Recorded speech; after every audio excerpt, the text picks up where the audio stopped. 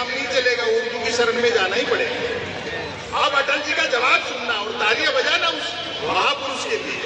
बोले हिंदी में ईमानदार शब्द तो है ही नहीं। तो अटल जी बोले यार बात तो आप ठीक कह रहे हो, लेकिन हिंदी में तो बेईमान भी नहीं है। इतना बड़ा संकेत है। ऐसी मजाक में ऐसी सेंस ऑफ ह्यूमर वाले कितने नेता बचे इस दौर में। तब मैं कहना चाहता हूँ, एक रचना में सुनाता हूँ। पुराने समय में सुविधाएं कम थी, सुख बहुत अच्छी कविता। संघर्ष थे, चुनौतियां थी, लेकिन आनंद भी बहुत था। वहीं से एक रचना निकाली, आप सुनिए। स्वागत है भाई। ये भी का दिन है, पहली पंक्ति से पकड़ना। ये भी का दिन थे जब घड़ी एक आध के पास होती थी और समय सबके पास था। इससे अच्छा मेरे पास कुछ नहीं है। विश्वास जी का आपकी पहली शिक्षण संस्थान का कार्यक्रम है। आप कवियों को 2 पैसे देते हो।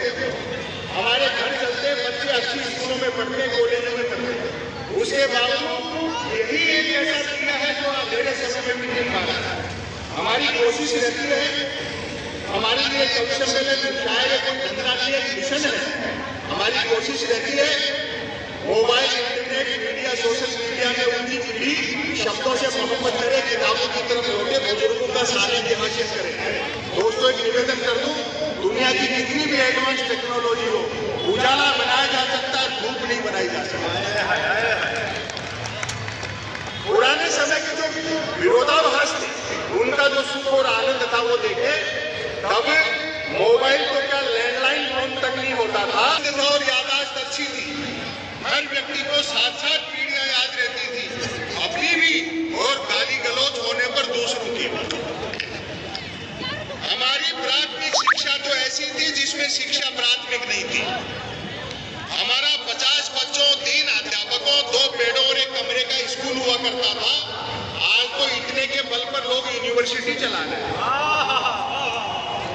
पढ़ाई लिखाई को लेकर कतई तनाव नहीं रहता था, क्योंकि हम विद्यार्थियों और अध्यापकों के बीच एक समझौता था कि सप्ताह में 3 दिन वे स्कूल नहीं आएंगे और 3 दिन हम। बोलचाल में राजस्थानी का इस्तेमाल होता था, जैसे आप अपनी मातृभाषा बघेली या बुंदेली जो भी बोलते हैं, बोलचाल में राजस्थानी का इस्तेमाल होता था। हिंदी सिर्फ शहरों तक सीमित थी, और मेरा दावा है आप तालियां रोक नहीं पाओगे, हिंदी सिर्फ शहरों तक सीमित थी और अंग्रेजी को पीने के बाद ही बोली जाती थी। कई प्रकार के खेल थे। अब तो बच्चे जो चैनल खोलो क्रिकेट। एक दिन तो टाइम पास के लिए मैं भी देख रहा था, तो कमेंटेटर ने बड़ी ऊंची फेंकी कि जब से धवन और कोहली ने मूछें रखी हैं, तब से धुआंधार परफॉर्म कर रहे हैं। मेरे उस दिन समझ में आई कि दुनिया में महिला क्रिकेट को पिछड़ा हुआ है। अब बचपन याद है।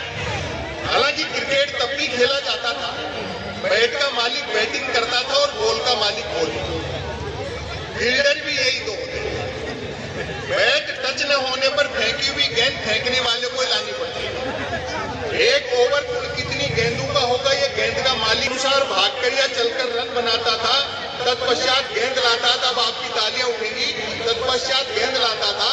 ऐसा भी होता रहता था कि बल्लेबाज की दिन भर गेंद लाने की इच्छा नहीं रहती थी और वह दिन भर रन ही बनाता रहता। हम आवारा पूंजीवाद के दौर में जी रहे हैं, जिसमें बेकाबू टेक्नोलॉजी मिल गई। उसके खतरे आज पता नहीं लग रहे आप। देखिए, पहले अपने बचपन में किशोरावस्था में 2 जोड़ी कपड़े होते थे, वो भी किसी बड़े के फिट करवा लिए। एक पहन के निकल लिए, दूसरा धो के सुखा दिया, प्रेस भी तकिए के नीचे दबा के होती थी। आज वार्डरोब को अलमारी कपड़ों से भरी रहती है और आदमी आधे घंटे तक तय नहीं कर पाता किस पैंट के साथ कौन सा शर्ट मैच है। यही सवारा पूंजीवाद के खतरे। तब देखे, लोग भूखे उठते तो थे, किंतु भूखे सोते नहीं थे। महंगाई बिल्कुल नहीं थी। ईमान के अलावा सब कुछ सस्ता था, और सस्ताई का अंदाजा आप इसी से लगा ले कि फिल्मों में हीरोइनों को पैसा कम मिलता था तो भी कपड़े पूरे पहनते। उन दिनों रामलीलाएं मनोरंजन का प्रमुख साधन हुआ करती थी, जिनमें महिला पात्रों का रोल भी पुरुष ही किया करते थे। रामलीला वालों का गले मिलने और गले पड़ने का समय अलग अलग होता था। रामलीला मंडली मंडली गांव की धर्मशाला में ठहरती थी। हम बच्चे दिन में धर्मशाला में जाकर देखते थे कि गतरात ही एक दूसरे के जानी दुश्मन रहे। बाली और सुग्रीव साथ साथ शूरपनखा मंथरा के लिए चाय बना रहा है और अब आपकी मोहब्बत मिलेगी। चटाई पर बैठा रावण रात को आरती में आए पैसों का हिसाब मंदोदरी को दे रहा है। लोग पैदल चलते थे और पदयात्राएं करते थे जो कि पद प्राप्त करने के लिए नहीं होती थी। कुछ एक के पास साइकिलें होती थी जो 4 रोटियों में 40 का एवरेज देती थी। कारें मोटरसाइकिलें तो छोड़ो, बसें तक गिनती की हुआ करती थी। जहाज और हवाई जहाज तो हम किताबों में देखते थे और कॉपियों की बनाते थे। याद आती है मैं मीटर गेज की कोयले के इंजन वाली गाड़ियां। तय करना कठिन था कि ट्रेन और यात्रियों में कौन किसको ढो रहा है। उनकी स्पीड का तो ये हाल था कि घंटे होता था तो भी लोग 3 वक्त का खाना बांध कर चलते थे।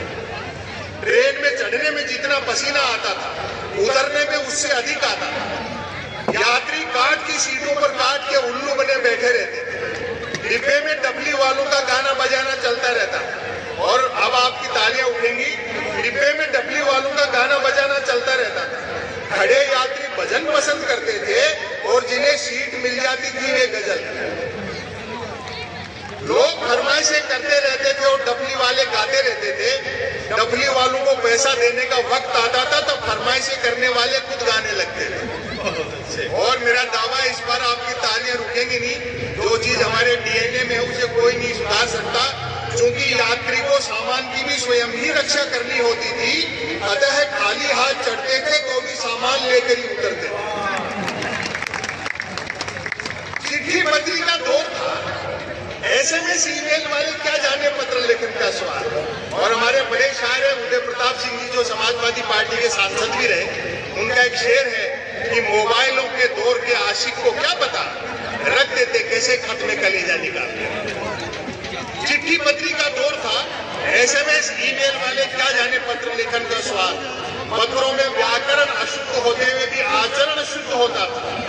मैंने तो स्वयं कई बार अपने पिताजी को चरण स्पर्श की जगह आशीर्वाद लिखा।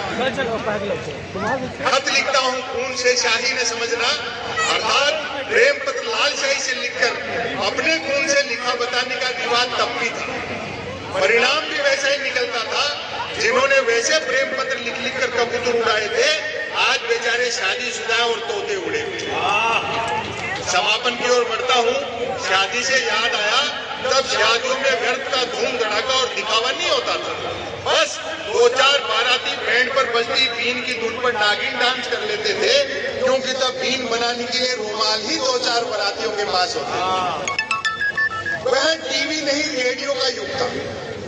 टेलीविजन ने एक नुकसान ये किया कि जो सुनने वाली कलाएं थी उनको भी देखने वाली कलाएं बना दिया, तो हम ग्राह्य कम कर पाते, उसको भीतर कम उतार पाते। देखें, वह टीवी नहीं रेडियो का युग था। हालांकि कुछ भी कहो, प्रधानमंत्री के मन की बात से रेडियो के तो अच्छे दिन आए, इस बात पे आपको ताली बजानी। पहले बार जब प्रधानमंत्री ने मन की बात की रेडियो पे, तो ओबामा ने अमेरिका से बधाई दी कि मोदी जी आज तो आपको रेडियो पे देखा। वह टीवी नहीं रेडियो का युग था। व्यक्ति बंदूक भले बिना लाइसेंस के रख सकता था, किंतु रेडियो के लिए लाइसेंस अनिवार्य था, जो पोस्ट ऑफिस में रिन्यू कराना पड़ता था। बिना लाइसेंस रेडियो नहीं बजा सकते। रेडियो के लिए लाइसेंस अनिवार्य था। याद आते हैं अमीन सयानी का बिना का गीत माला, जसदेव सिंह की हिंदी कमेंट्री, कृष्ण कुमार भार्गव, देवकी नंदन पांडे और रामानंद प्रसाद सिंह के समाचार। और अब आपकी तालियां उठेंगी।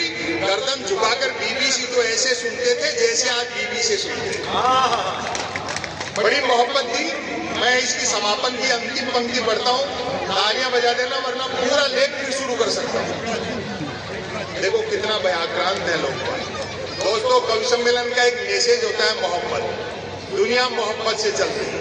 ये सांप्रदायिक विद्वेष, हिंदू मुस्लिम के झगड़े, इनसे कुछ नहीं होना जाना है। जंगल में जब आग लगती है तो न तो वो बरगद बचते हैं जो हवा को आंधी में बदलते हैं, और न वो बांस बच पाते हैं जो आपसी रगड़ से चिंगारी पैदा करते हैं। ये पूंजीवाद के जो खतरे हैं उनसे आगा रहे। अंतिम पंक्तियों से समापन करता हूँ। अपने बच्चों को सुनाना ये आखिरी पीढ़ियों तक काम आएगा। उसके बाद हम डॉक्टर कुमार विश्वास को सुनेंगे। गन्ने का रस सूख जाए तो वह लाठी रह जाता है। तब हमारा जीवन कचरे की तरह था, आज हम खरगोश की तरह दौड़ रहे हैं, अर्थात भाग सब रहे हैं और पहुंच कोई नहीं। बड़ी मोहब्बत दी आपने। समय की अपनी सीमाएं हैं कि वक्त आता है, वक्त जाता है। डॉक्टर कुमार विश्वास एक ठहराव आ गया था बालकनी बैरागी जी और गीता कुमार। बहुत बहुत आभार आपको। तो एक छोटी सी व्यवस्था कर लो। एक तो ये बीच में जो 3 खड़े हैं, तुम बैठ जाओ, तुरंत बैठ जाओ। तुम्हारे मध्य प्रदेश के चक्कर में लोग देख नहीं पा रहे। एक बार सेट कर दो फिर बैठ जाओ। आज तो बिठा लो बेटा, बैठ जाओ, नीचे उतर। समस्या तो ये समाप्त। दूसरी है कि बीच वाली गैलरी में से लगातार ये 24 विधायकों की तरह इधर से इधर लोग जाते हैं। ये तो अपने वाले ना विधायक, पुराने वाले तो नए हैं, अपने को क्या पता। बहुत अच्छा, इतनी देर से व्यवस्था बन रही है, लोग आ जा रहे हैं, मुझे इसका अभ्यास नहीं है। और एक शिकायत ये है कि पीछे जो बच्चे हैं वो तो अच्छा सुन ही रहे हैं, आगे वाले थोड़े से संकोच में असमंजस में रहते हैं।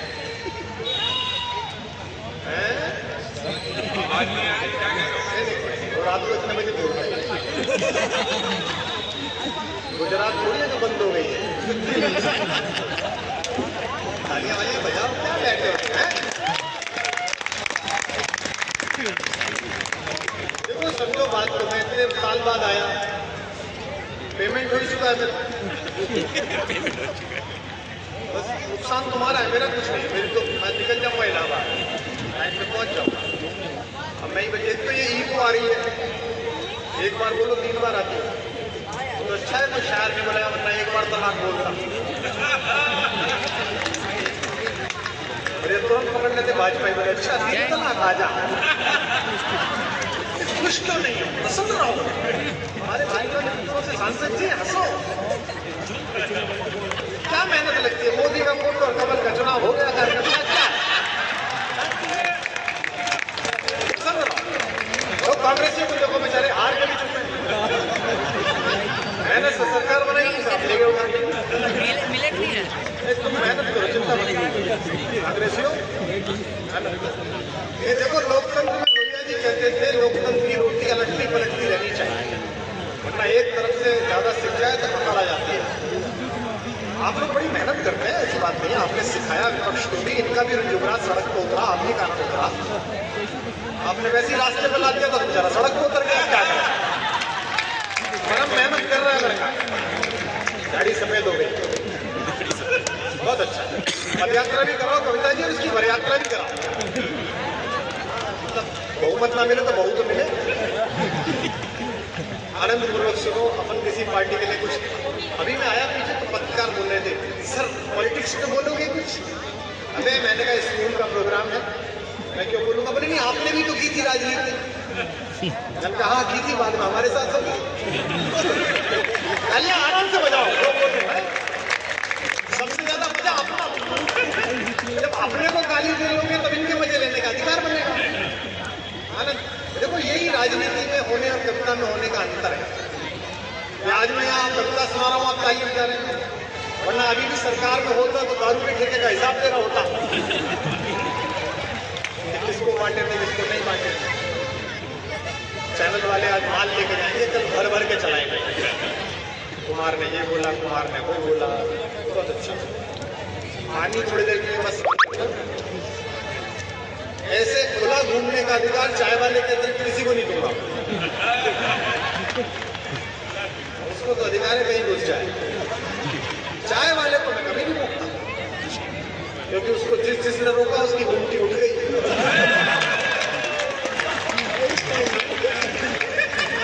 ये बताओ, भाजपा जो लालची हो,